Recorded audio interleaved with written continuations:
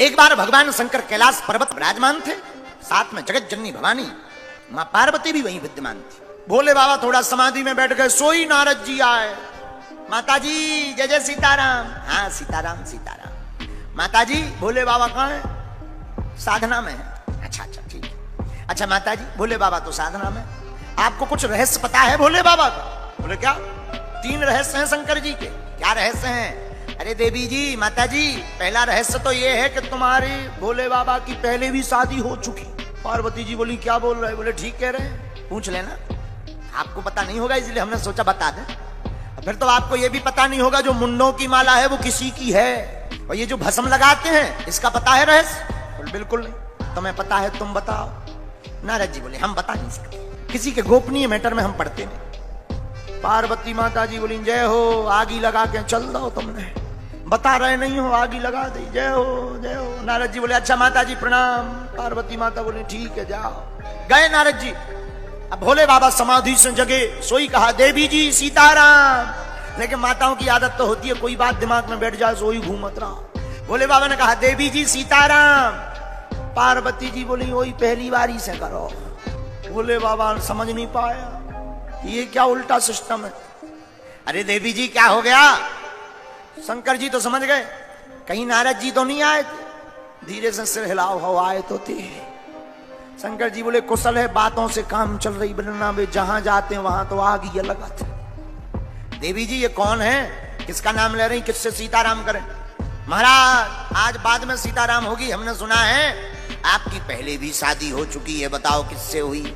अच्छा और कोई प्रश्न? हाँ महाराज ये मुंडों की माला किसकी है? और कोई प्रश्न? ये महाराज भस्म किसकी है? सुनो देवी जी हमारा पहले भी विवाह हो चुका, लेकिन वो किसी और से नहीं, पूर्व जन्म में तुम ही सती थी, इसलिए तुमसे ही हमारा पहले विवाह हो चुका है। अच्छा महाराज ये मुंडों की माला, ये मुंडों की माला भी तुम्हारी ही है? हमारी? देवी हम तुमसे इतना प्रेम करते हैं, जब भी तुम्हारा शरीर त्याज्य होता है, जब तुम चली जाती हो तो देवी हम तुम्हारे बिना रह नहीं पाते, इसलिए तुम्हारे मुंड को उठा करके हम अपने हृदय के पास लटका देते हैं। अच्छा महाराज ये भस्म? बोले ये रघुनाथ ये राम नाम के प्रभाव की भस्म। अच्छा महाराज शंकर जी भस्म क्यों लगाते हैं? एक बार एक मुर्दा जा रहा था, मुर्दा के पीछे बहुत से लोग गांव वाले, एक आदमी मर गया जिसका नाम था टिल्लू गुरु। टिल्लू गुरु मर गया, बहुत से लोग पीछे थे, सब कह रहे थे राम नाम सत्य है, राम नाम सत्य है, राम नाम सत्य है, सत्य बोलो सत्य है। शंकर जी ने कहा वाह ये लोग कितने अच्छे हैं, राम नाम सत्य कह रहे हैं। तो शंकर जी भी पीछे खड़े हो गए और पीछे पीछे शंकर जी भी चलने लगे, क्योंकि जहां राम वहीं भोलेनाथ। तो शंकर जी भी कहने लगे राम नाम सत्य है, राम नाम सत्य। लेकिन जैसे ही शमशान घाट पहुंचे तो जो लोग गांव वाले आए थे, जहां मुर्दा को रखा हो आग लगाई, तो जो गांव वाले राम नाम सत्य कह रहे थे सब बदल गए 2 मिनट में। अब तो खुसर फुसर करने लगे एक दूसरे से। अच्छा भैया तुम्हें कब पता लगा ये कैसे मर गए गोपाल टिल्लू गुरु?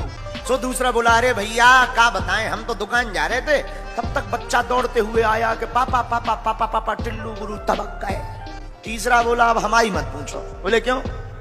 हम क्या बताएं, हम तो जा रहे थे बिजली को बिल भर भी, इन्हें आ जाइए मरने तो संडिहाना मारती। अब प्लांटी इनको बाप दे दिया, प्लांटी। और शंकर जी बोले यार अभी कह रहे थे राम नाम सत्य, अब कहीं दुकान याद आ गई, कहीं मकान याद आ गया, कहीं बिल याद आ गया, ये तो सब फर्जी है। लेकिन शंकर जी ने देखा कि जिसके कारण ये राम नाम सत्य कह रहे थे वो तो बेचारा जल ही गया। लेकिन जल गया सो क्या हुआ, कम से कम इसके कारण कुछ देर ही तो सही इन लोगों ने राम नाम सत्य कहा, उसी भस्म में शंकर जी लौट गए। तब से भोले बाबा को भस्म प्रिय है। भोलेनाथ बोले राम जी के कारण हमारे शरीर में भस्म है, पर देवी जी तुम्हारे मन में ये कौतुक क्यों जगा? पार्वती जी बोली महाराज और तो सब ठीक है, आपने ऐसा कौन सा रस पी लिया है कि आप मरते ही नहीं हो? केवल हम मरते हैं। कौन सा रस पी लिया? हाँ बात अच्छी। देवी जी हमने अमर कथा का पान किया है। देवी हमने भगवान की अमृत रूपी कथा का पान कर रखा है। इससे क्या होता? मृत्यु पर विजय प्राप्त की जाती। महाराज हमको भी सुनाओ। ठीक है देवी जी सावधान पूर्वक सुनना। जी महाराज। भगवान ने माता पार्वती जी को सामने बैठाया और अमर कथा कहते हैं भगवान की मंगलमयी कथा ही अमर कथा है। सुनाना प्रारंभ किया, डमरू को बजाया। कथा के सब अधिकारी नहीं होते, बोले कौन? रसिक, भावुक। ये दो लोग ही भगवान की कथा के अधिकारी होते हैं। सुनना सबको चाहिए, पर अधिकारी दो ही लोग हैं। कौन? एक तो जो भगवान के रस में डूब गया, और दूसरा जो भगवान की भक्ति में भाव में भर गया। ऐसे लोग ही भगवान की कथा के अधिकारी हैं।